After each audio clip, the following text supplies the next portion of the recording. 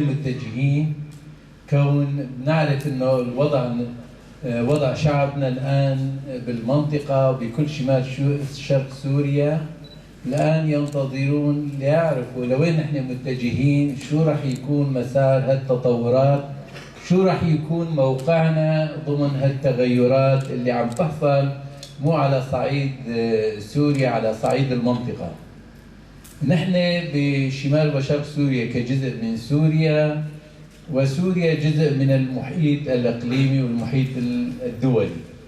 لذلك التغيرات الحاصلة، الأوضاع الموجودة، الأوضاع الدولية تأثر على الوضع الإقليمي عنا، بالإضافة إلى أن الوضع الإقليمي بيأثر علينا نحن في سوريا. ما بنحسن نقيم وضعنا بمعزل عن التطورات الموجودة عالميا. اللي بيظهر الوضع السياسي العالمي، هناك صراع دولي وهناك أزمة مستمرة. الآن لا يوجد آفاق حلول دولية على صعيد العالم. شفنا لا يوجد حلول لا بالشرق الأوسط ولا بشرق أوروبا بأوكرانيا، ولا بمنطقة الباسيفيك بمنطقة محيط الهادي ومحيط الهندي. إذن الصراع مستمر. القوى العظمى عم بيحاولوا يشكلوا ثقل بالضغط على القوى الأخرى ومواجهتهم. يعني بدأت الأمريكان بتشكيل ما يسمى ما يشبه الأحلاف في منطقة محيط الهادي تحت مسمى اتفاقية أوكوس، يعني في مواجهة الصين.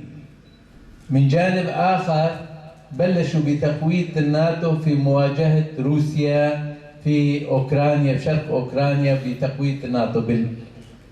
بالشرق الأوسط صار فيه هني كتير رؤى بعد الانسحاب الأمريكي من أفغانستان أنه ضعف أهمية الشرق الأوسط بالوضع الدولي، ولكن شفنا أنه مرة ثانية الشرق الأوسط بيحافظ على مركزه ضمن الصراعات الدولية، وخاصة نحن بشمال وشرق سوريا ضمن مركز الأحداث الدولية، والآن موجودين التحالف الدولي.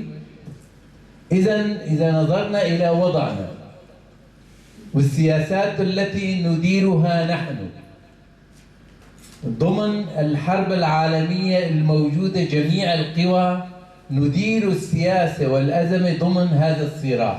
الاعتداءات التركية ليست وليدة اللحظة.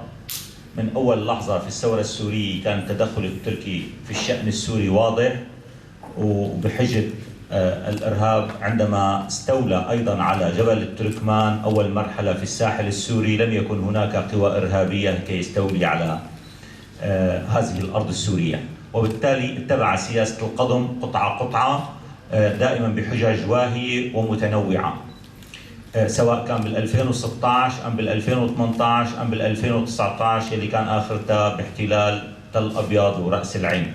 بينما لاحظنا أنه عندما كانت داعش موجودة على امتداد من الموصل إلى حدوده لم تكن لديه مشكلة مع الإرهاب أبدا، وداعش هي دولة إرهابية كانت بامتياز. أيضا نلاحظ أن جبهة النصرة ووجود هيئة تحرير الشام ضمن الأراضي التي يسيطر عليها وبحمايته ليست لديه مشكلة مع الإرهاب.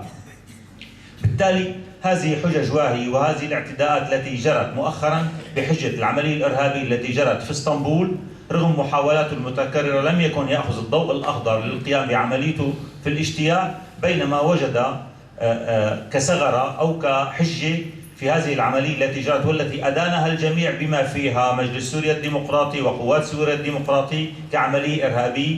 وبالتالي يذكرنا بالتسريبات التي ذكروها الرفيق زهاد بأنه عندما يضطرون لإيجاد الحجج للقيام بالعمل سيرسلون جنودهم من الداخل السوري كي يعملون المشاكل أو إطلاق النار على الجهات التركية. بالتالي تركيا هي محتاجة لهذه العملية لأكثر من سبب. أولا لسياسة توسعية وتنفيذا لمحاولتها لميثاق الملي. من جهة أخرى لأزمتها الداخلية على الصعيدين الاقتصادي، ونحن بنعرف عندما تكون هناك أزمة اقتصادية يتم تصديرها بالحرب.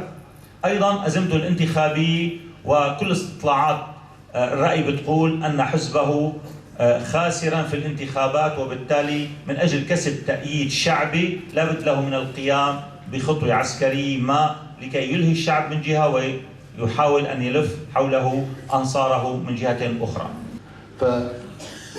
ولاحظ شعوبنا لا أحد يترك منزله ولا أحد يترك ضيعته، فالشعب اليوم صار أوعى من قبل.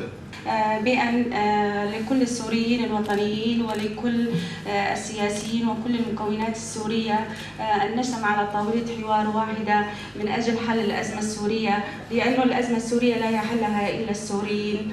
بغض النظر عن الحكومة أو مساعدة قوات قسد، لازم نحن ندافع عن أرضنا ووطننا باسم النساء، منبج النساء الموجودات والعاملات.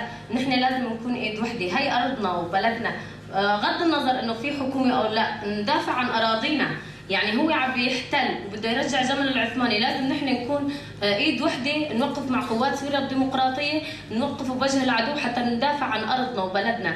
الهام والضروري نتيجه التطورات الاخيره على الساحه السوريه بشكل عام